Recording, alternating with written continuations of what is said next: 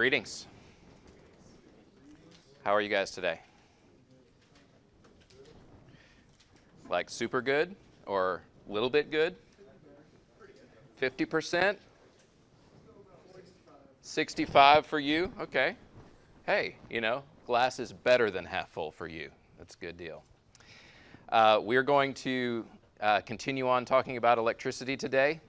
That's what we got started talking about last time after you guys got your toolkits and other materials that were passed out to you. So we're going to talk about these things theoretically for just a few minutes, and then we're going to let you guys get your hands on some of these things and measure some stuff and whatnot with your kits that you have. And so hopefully you brought those with you today.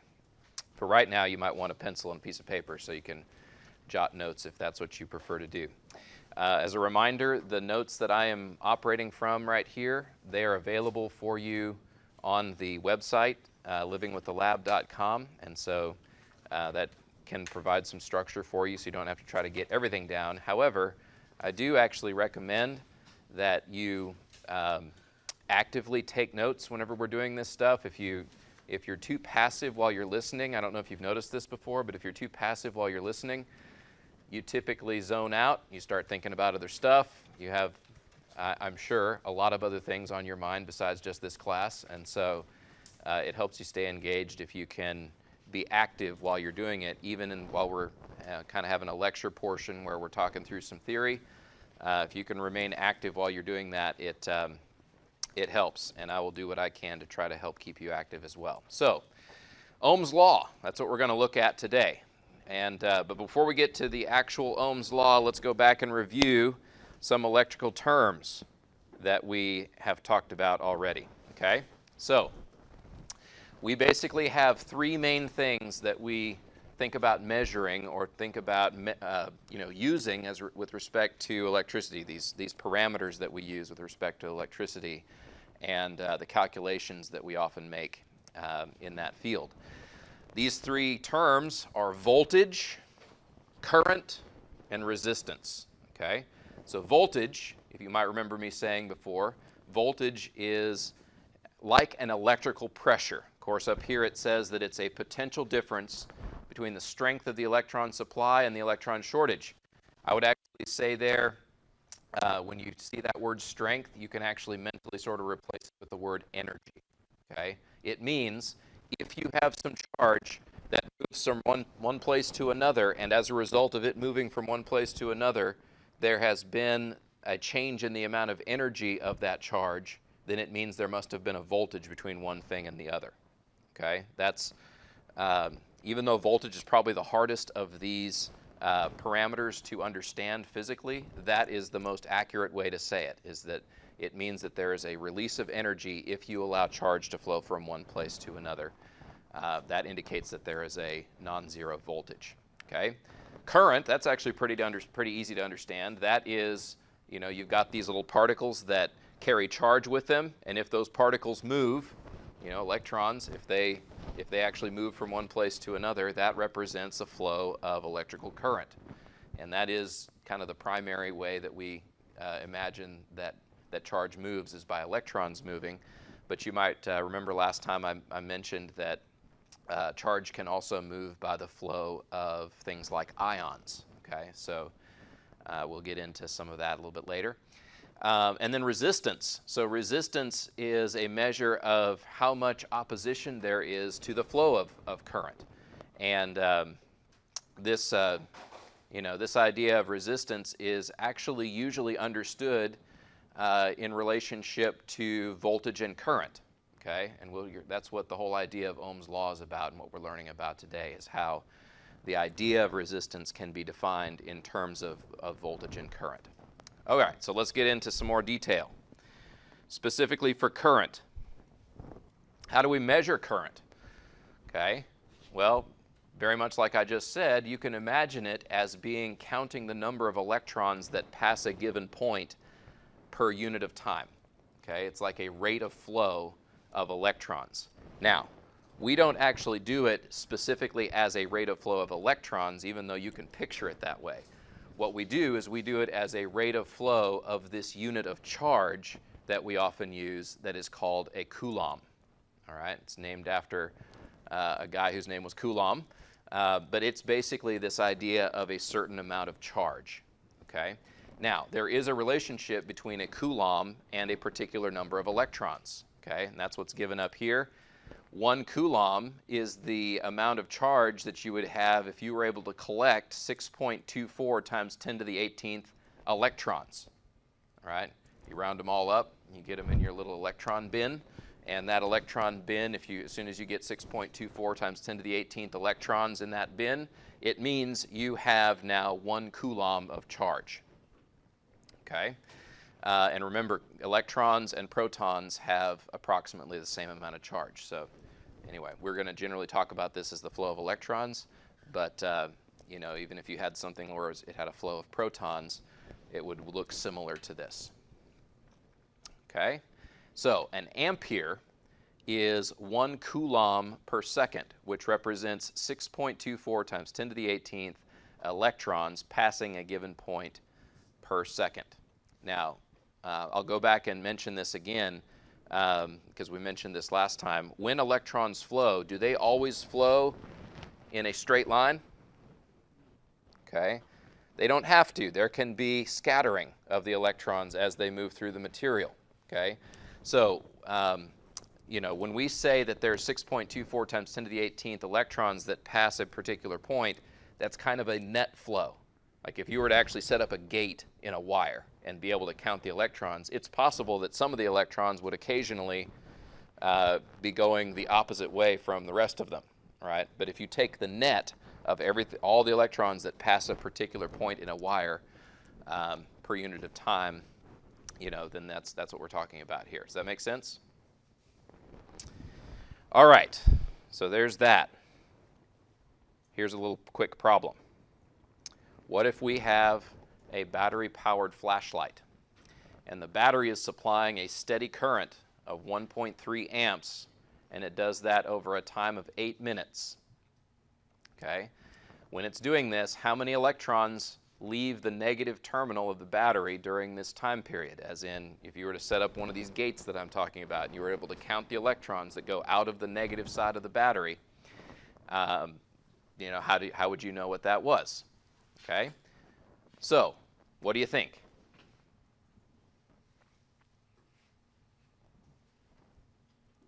How do you approach this? Okay, you are going to need to probably convert the time units so that they work well with some other kind of unit. Where else does time show up, even if we don't see it up here right now?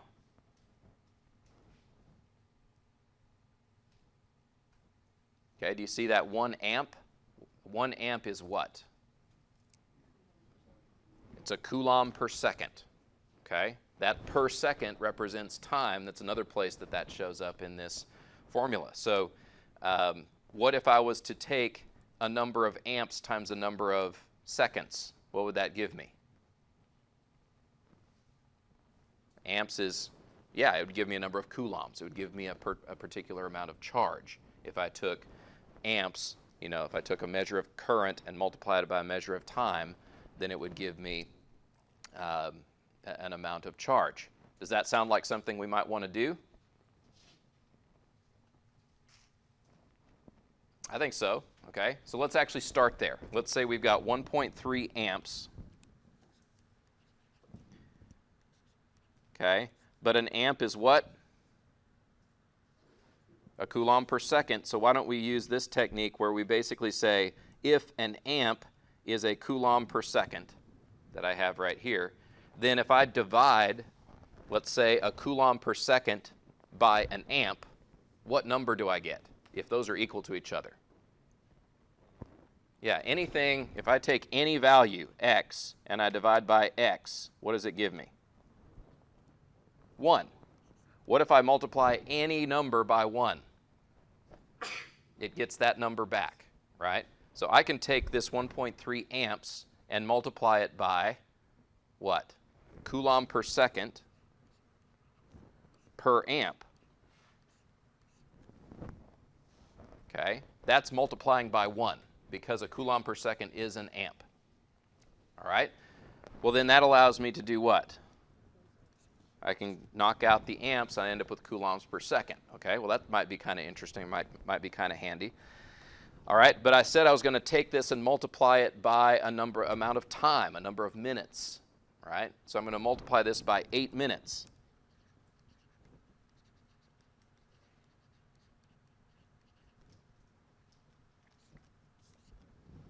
Okay, but that doesn't allow my time units there to match the time units I have per second. Does that make sense?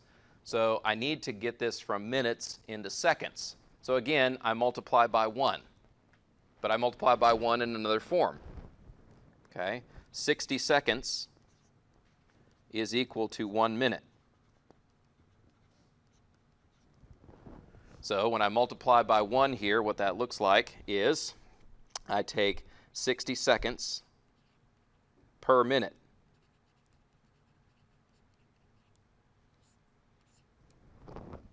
Okay, and what does that do to the minutes? Okay, those minutes divide out, right? But what else? Okay, these seconds also divide out. So what am I left with? Coulombs, which that's kind of what we said to begin with, but now we've done it more formally. Okay, now we have a number of coulombs, but what are we trying to get?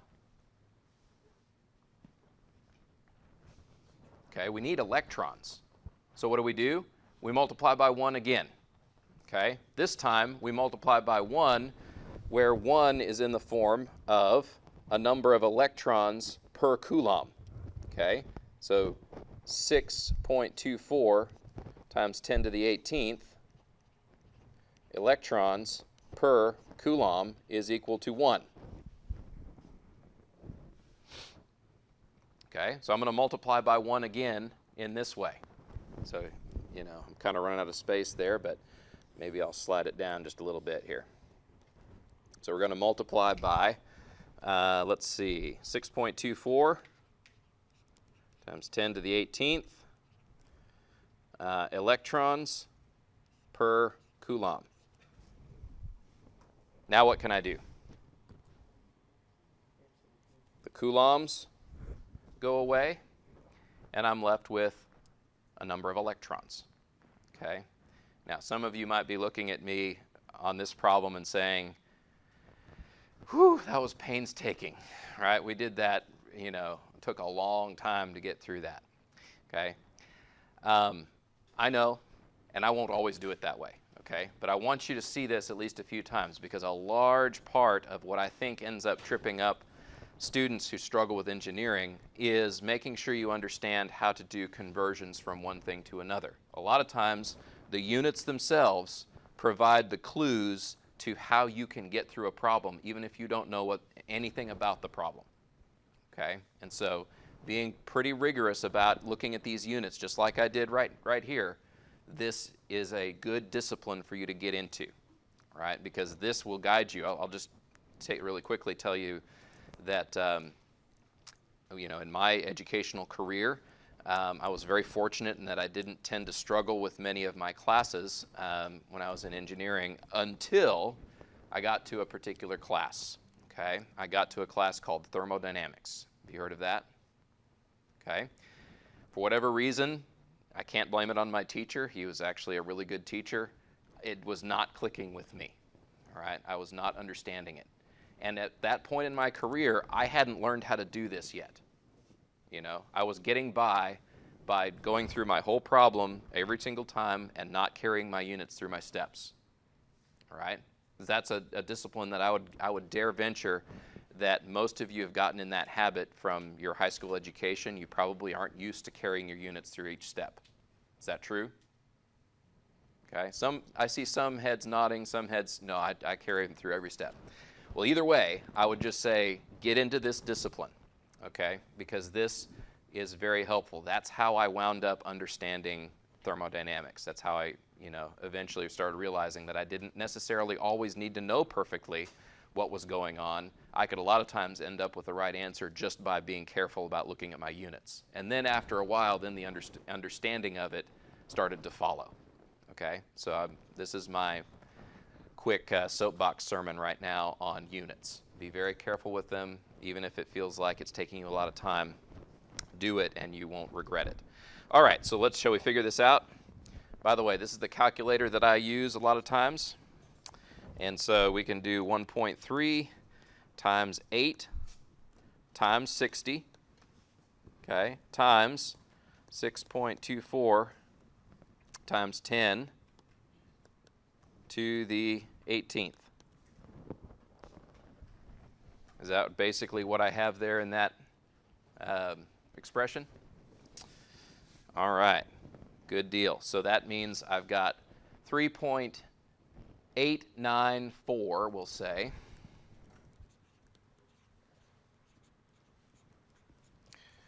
times 10 to the 18th.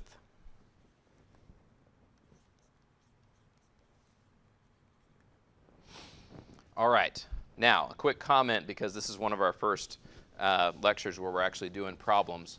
I mentioned when we were here last time something about significant digits, okay? Now, who of you got very frustrated at some point when you were in high school, probably with your chemistry teacher? Generally, that's the first place it happens, because your chemistry teacher decided that they were going to be a significant figures Nazi. I see a lot of hands going up. Okay, yeah, and that was frustrating, wasn't it? Okay, now, did any of you sort of have a good idea as to why does that even matter? Why can't I put more numbers down? I mean, it's just more work on me, right? Why can't I put more numbers down? Why does my teacher care about this?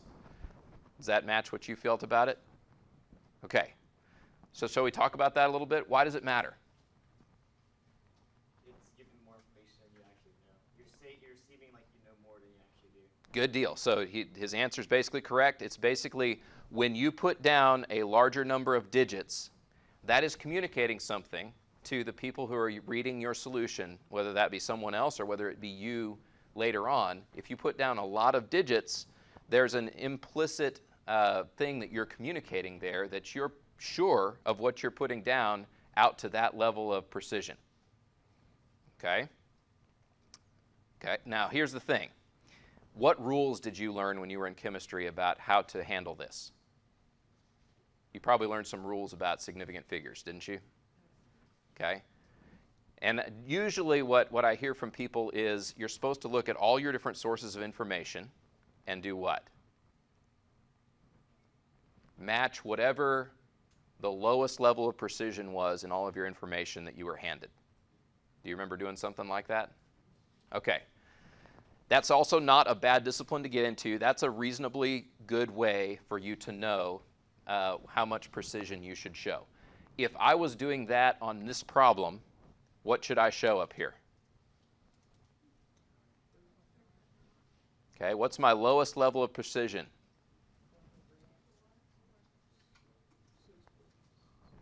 How many significant digits in my time? Okay, 1. And so if I was doing that particular technique of doing significant figures, what should I have written up here? Okay, 4 times 10 to the 18th electrons. All right, now let me ask you this. In what was communicated to you, it says 8 minutes.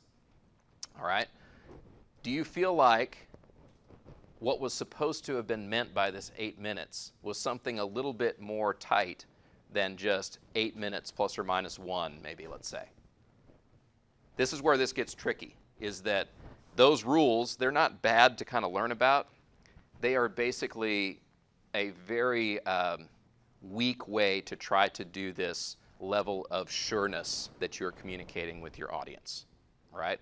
As a matter of fact, for those of you who are in mechanical engineering, and I believe some of the other disciplines have similar kinds of classes to this, we have a class that's called Basic Measurements. That class, one of the big things that's touched on in that class is doing a lot more formal methods of trying to communicate to people how sure you are of results. And it's actually a bit more complicated than just looking at whatever your smallest level of precision was in the given information. Okay? So because it's more complicated than this, and because I don't particularly like telling you that same rule that you may have learned up till now of using your lowest level of precision, I'm going to give you a good guideline that will basically allow you to put numbers down that look like they are in a reasonable ballpark of how much or how well you might know those values. Okay, are you ready for this? Yes, you're ready for this. Okay. It's easier than what you were doing before. Does that help? It's a little weirder, but it's easier. Okay. Typically, the numbers that we deal with in engineering are generally, now this isn't always true, but generally, we are sure of the numbers that we deal with, and we're sure of them in a fairly predictable structure, okay? And it works kind of like this. If your leading digit is not a 1, so if your leading digit, actually let's do if your leading digit is a 1. Let's start there. If your leading digit is a 1, use 4 significant figures.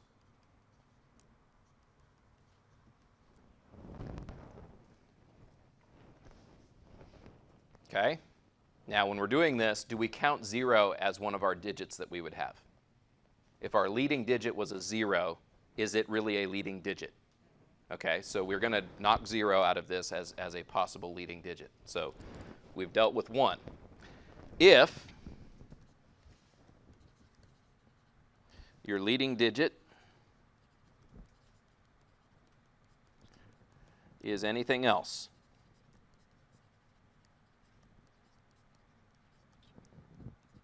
use 3 sig figs. Okay. Now let's talk about why is this the case, you think?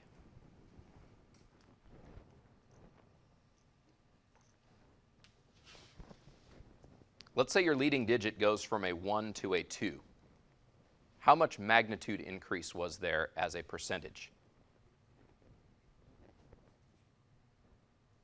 It's 100% more, right? You go from a 1 to a 2, you got 100% more. So you doubled. What if you go from a 2 to a 3?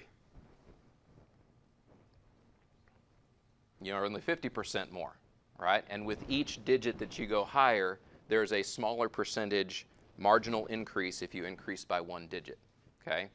That's the underlying tool by which we can understand we are basically reporting about the same level of precision if the leading digit is a 1 and we use 4 significant figures as if it's anything else and we use 3 significant figures, okay? And if we use this kind of rule of thumb, typically this is kind of the rule of thumb that we have, that if you're using standard measuring tools, this is the level of precision that's usually relatively easy for you to get. Okay, let's take a couple of examples of that. You probably have, many of your tables have a multimeter sitting on the table. Is that true? Okay. We won't do it right now, but in a minute we're about to use your multimeters. When you use your multimeter, I want you to look at it, and what you will notice is that when your leading digit is a 1, your meter will be showing 4 significant digits.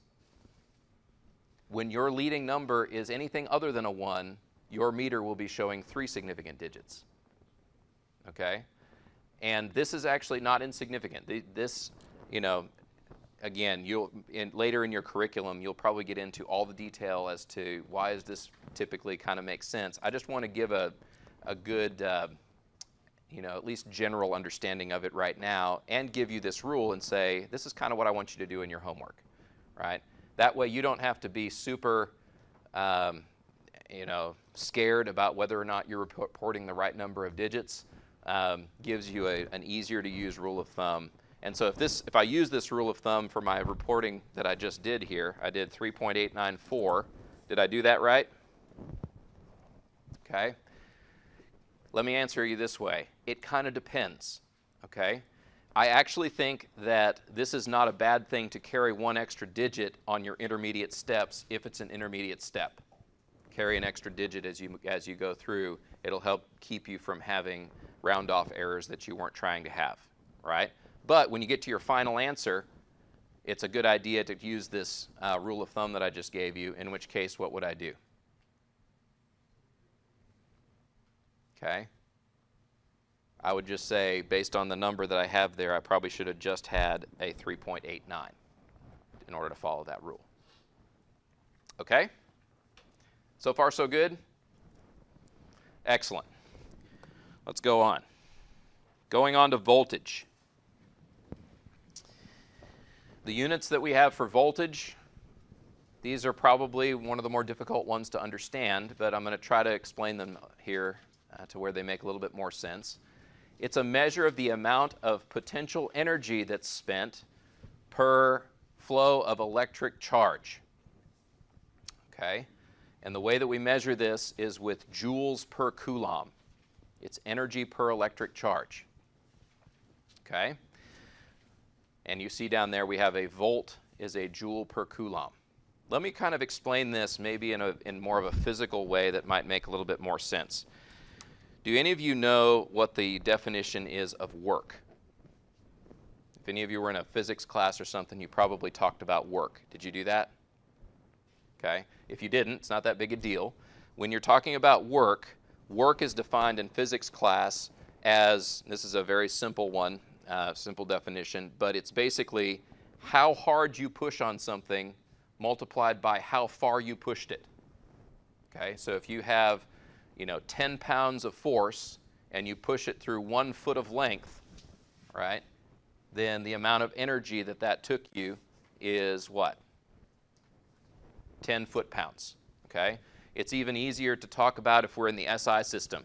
If you're pushing with 10 newtons of force on something and you push through 1 meter of length, how much energy did you put in? Okay? So 10 Newton meters, but a Newton meter is a joule. So you put in 10 joules of energy by pushing in that way. All right, so we'll start there. What if you start understanding force measurement different, though? What if you start saying, let's say I know that it took me 10 joules of energy to move this thing, and I know that I moved it 1 meter, all right? You can then understand, oh, okay, there must have been a certain amount of force that it took to move it through that distance if I knew that it's 10 joules and I went 1 meter. Would you agree with that? Okay. How does that relate to what we're doing up here? I'll tell you. We always talk about voltage, and very seldom, less often do we talk about joules when we're talking about electrical stuff. Okay? Voltage is like the force that you're pushing with. All right? And how far you move it is like the number of coulombs. Okay? So you're pushing and how far you went. If you want an idea of how hard you were pushing, you can look at how much energy there was and divide by the number of coulombs, which is like how far you went, and that gives you an idea of how hard you were pushing. Does that make sense? So that's how we measure voltage. Voltage is like electrical force. It's like how hard are you pushing this current? How hard are you pushing the charge that you're pushing through a wire or whatever? Does that make sense so far? All right. So that's what composes the idea of a volt. It's a joule per coulomb. All right. Energy is a measure of work. I just went over this just a second ago. Now let's take an example with electricity here. What if I push the electricity through a light bulb with 1.5 volts? That would be 1 battery worth. Okay. And I push 1 coulomb of charge through the bulb. How much work would that take? 1.5 joules of work. Okay. Now if I put 2 batteries there and I push 1 coulomb of charge through, that would be 3 joules. Okay. I'm basically pushing harder for the same amount of current that is, or charge that is being pushed, and so that ends up being more energy that is spent. All right. Here's another analogy that might help some people. This certainly is one that helped me whenever I was first learning about this stuff. Okay, voltage is very much analogous to water pressure. If you think of the flow of water being similar to the flow of electricity. And this is an example right here where you have a lot of water that's built up behind a dam. Okay, the depth of the water is related to how much pressure you have in the water. And you relate that to the amount of flow, and that gives you an idea of the resistance. So if you put a really small pipe that it has to go through, that's like having a lot of resistance. You have all this pressure due to the depth, and you can think about how much that resistance is based on how much flow goes through. Okay, so this is a good water analogy. The flow of electricity is just like the flow of water. A restriction in the flow is like a resistance, and how hard you're pushing on the water is like voltage. Okay? Any questions so far? All right. Here's our units that we use for resistance. We use a number of ohms. Okay? It's basically how much resistance we are putting in place in a circuit. Okay? And this basically summarizes what we've just done. Voltage, current, and resistance. Voltage is like electrical pressure. Current is electrical flow. And resistance is essentially, if you put something in the way of the flow. And what we're going to see now is the idea of Ohm's Law.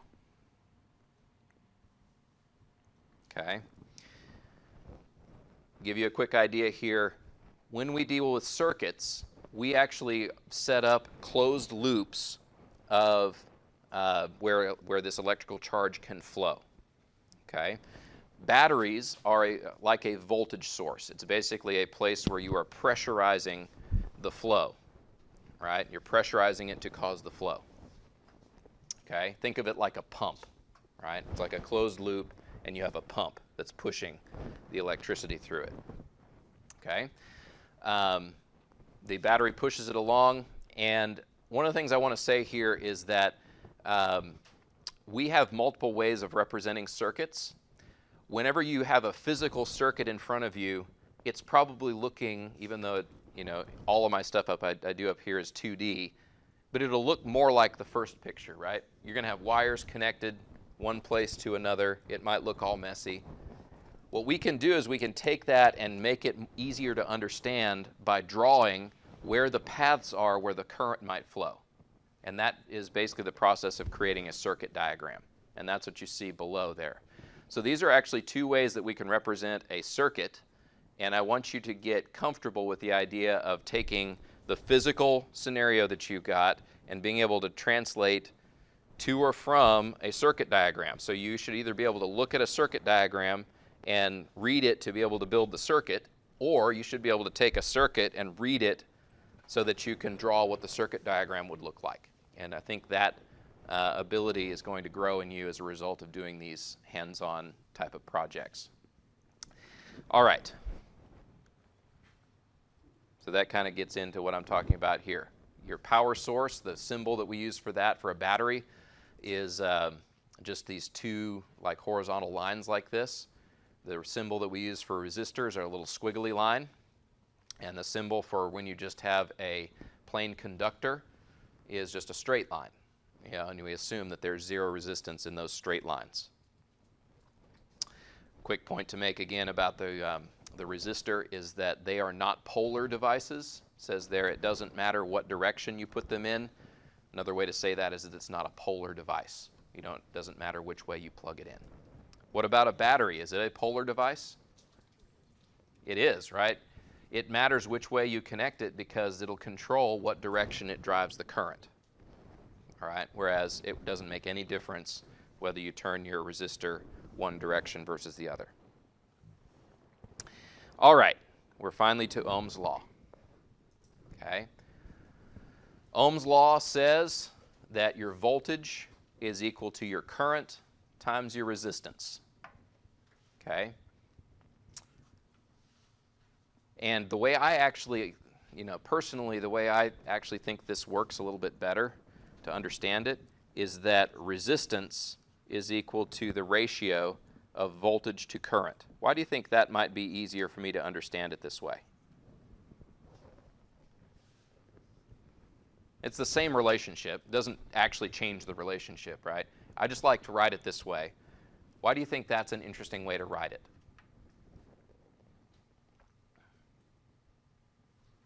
Let's go back to the dam analogy. Let's go back to that dam analogy, okay? The dam analogy has a pressurized source of water, and it has something that the water is flowing through. It's actually kind of a difficult thing to say how resistive that path is it's flowing through without measuring, all right, how much pressure is there and how much flow is there. And once you know how much pressure there is and how much flow there is, well then that makes a really easy way for us to say how resistive that path was for the water to flow through. Okay?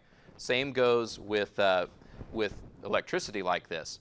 To me, the voltage is something that is, you know, you have this pressure electrically, and then you have a flow, right? And if you know what the pressure is and how much the flow is, well, that gives you an idea of how resistive the path is to the flow of electricity, right?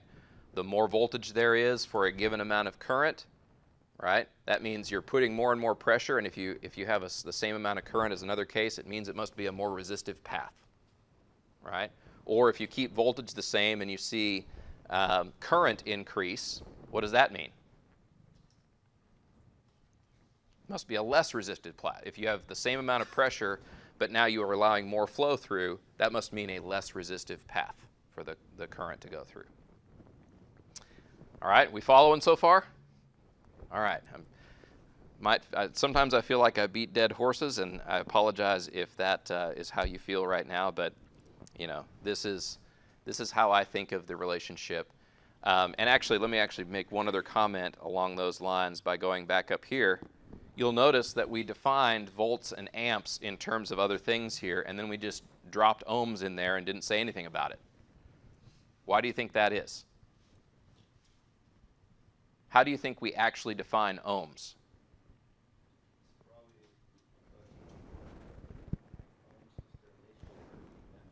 Yeah. So it's basically you're going to define the ohms in terms of the volts and the amps, right? An ohm is a volt per amp. Okay? And this is one of the other reasons why mentally I like thinking of Ohm's law more in terms of resistance being defined as voltage per current.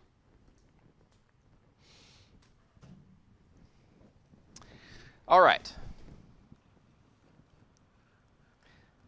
Now we'll do a little problem. Okay. We have here a light bulb that is connected to several batteries in series. Okay. Didn't spend a lot of time talking about this earlier, but when you have batteries in series, what you do is you just add up the voltages. If you stack batteries, many of you are familiar with this, but if you're not, you stack batteries positive to negative, and so on. You just add up the voltage of each of the cells in order to make this, you know, larger voltage battery. So anyway, here we have these 4 batteries. You know, technically I should call them cells probably. These 4 cells that make up this source, and those are driving the light bulb you see there, which let's say that we can treat that light bulb as if it's a 12 ohm resistance. Okay? What would this circuit look like?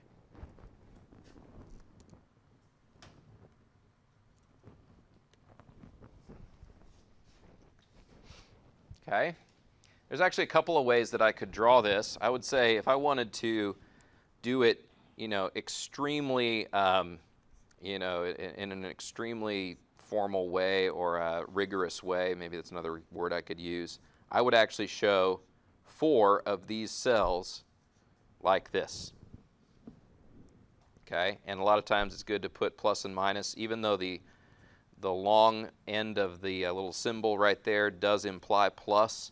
You will notice that very often, in addition to that symbol being drawn that way, they'll explicitly put a plus and minus on each one. Okay, and I would say each of these is 1.5 volts, approximately. That's what we call the nominal voltage. Nominal means that's what we name it. All right? When you've actually measured these batteries before, do they actually produce 1.5 volts? Well, sometimes they do, right? But usually, for most modern batteries that we've got, they usually start out more like 1.65 volts, somewhere in that range, and then as they discharge, they might get down to 1.5 volts. Okay, but we call them 1.5 volts anyway. All right, then what? Okay,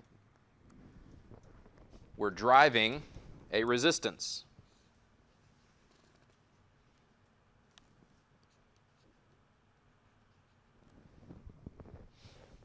So we're pushing current through that little resistance right there. Okay? Now, I would actually be okay if you looked at this and said, you know what, I recognize all of that stuff in there, all of the cells in that sequence as being one thing. And you put in a picture that looked something more like this. Okay? That would not really upset me if you wanted to draw it that way. If you did that, though, what would you put in for this voltage? Okay? Yeah, you'd add these all up, and it would add up to 6 volts. And this would be 12 ohms over here. All right, so then that's our, either of those two would be okay with me if you wanted to draw them either of those two ways. It says determine the current delivered to the resistor. Okay? A lot of times we draw that with a little arrow. It says there's the current. All right. Now you might be a little bit confused at this point if you're not familiar with the idea of current. Okay. I'm going to draw this on here and call it I. What we've been talking about for current up till now is the idea of electrons that travel from the negative side to the positive side. Like a little electron. These little electrons are going this way. Why would I draw the current I going that way?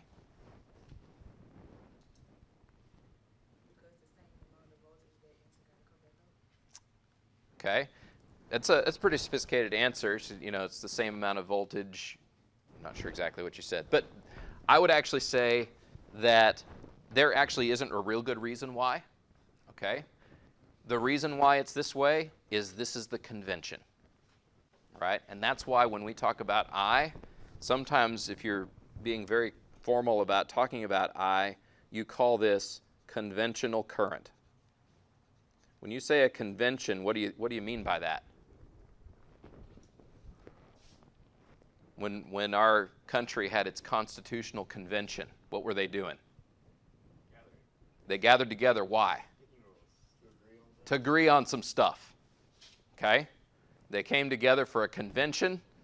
You know, that's basically what I'm telling you here. At one point in time, people agreed that we're going to pretend like we know that current flows from positive to negative. All right? It's possible that at that time they weren't super familiar with what was actually carrying the charge. They knew charge was flowing, but they may not have known what was actually carrying the charge, and it turns out it's the negative particles that are carrying the charge. Okay? And so then that kind of makes it all confusing once we understand that. So anyway, we're going to have this convention that we use in here that current flows from positive to negative. And the only reason that it's that way is that a long time ago people decided it was that way. And so we always talk about it that way. Okay? So it works just fine. One way of thinking about it, if you want a physical way of thinking about this, you remember I talked about there being hole flow when we met last time? The idea that we have a sequence of valence shells where electrons can be. Remember we were talking about that when we met last time? Okay. When electrons are flowing this way, what direction are holes flowing? Okay, like there's a little hole. And in order for an electron to shift over by one space, a hole has to make its way all the way around this circuit. Okay? So one of the ways you can actually picture conventional current is it's the same direction as the direction that holes flow. All right? That's not really why they set it up that way, but you know, you can still picture it that way if that helps. Does that make sense? All right, so we've done all of that. We've drawn it. We're supposed to find the current delivered to the resistor. How do we do that? V equals IR. We're trying to solve for what? I. So I is equal to what? V over R. And for us, this is 6 volts over 12 ohms. Okay, and what's a volt per ohm?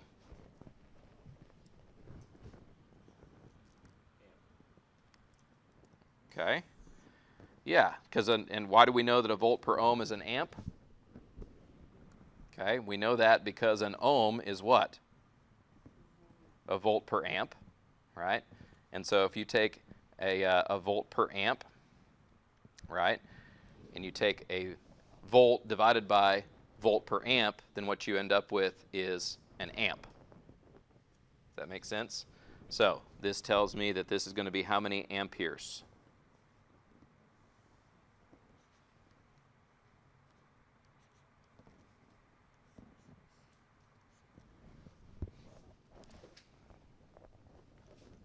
Okay, 0.5 amps. Next question is how many electrons leave the battery pack over 2 minutes? So I would say, you know, they actually come back into the battery pack. Let's be more formal. Say how many of them leave the negative side of the battery pack in a 2-minute time frame. How do we do that? Same way we did it a second ago, right? 0.5 amps. But what's an amp?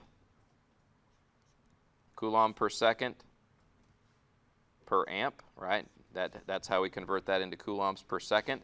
We multiply this by 2 minutes. Right? But there's 60 seconds in a minute. Okay?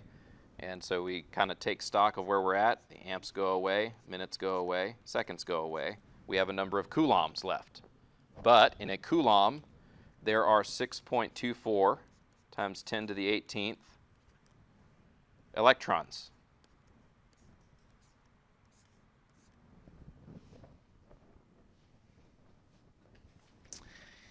Okay? And that gets rid of my coulombs, and I'm left with a particular number of electrons. Okay? So we have 0.5 times 2 times 60 times 6.24 times 10 to the 18th.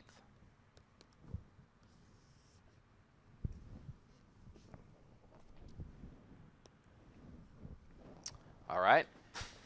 And we're left with 3.74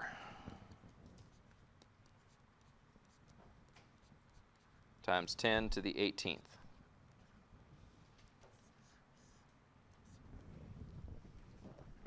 And then what are we measuring there? Okay, this is a number of electrons.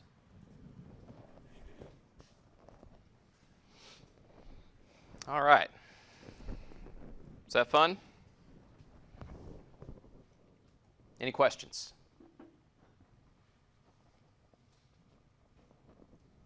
Excellent.